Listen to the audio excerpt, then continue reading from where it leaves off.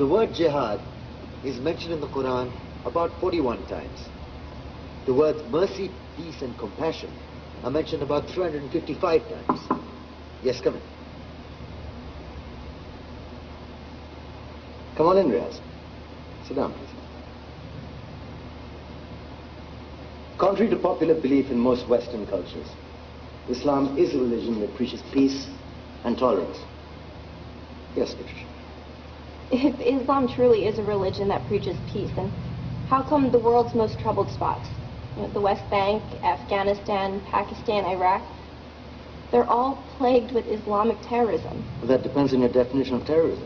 Some might argue that the U.S. invasions of countries like Iraq and Afghanistan are also acts of terrorism. Those were acts of war to get rid of despotic regimes. Or a means of getting at a country's oil. Conspiracy theories. Well, yeah?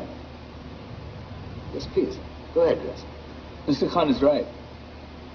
I mean, if we're talking about terrorists, the world's biggest terrorists are the white superpowers. Come on now. No, really. Stop and think about it. Explain 9/11. Okay. Do you know how many people died in the Twin Towers strike? Around 3,000. And do you have any idea how many people died in the bombing of Afghanistan? Take a wild guess. More than 15,000 people died. And that's just conservative figures.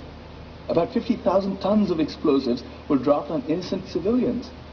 Men, women, children. Yeah, but that was because of the Taliban.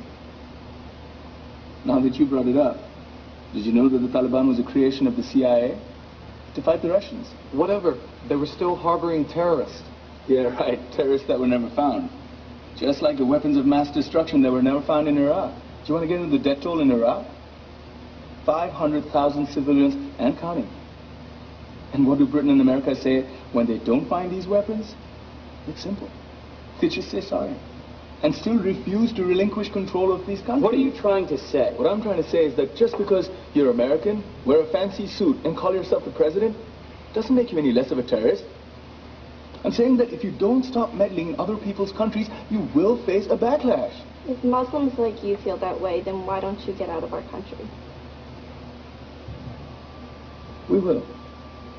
As soon as you promise to leave ours.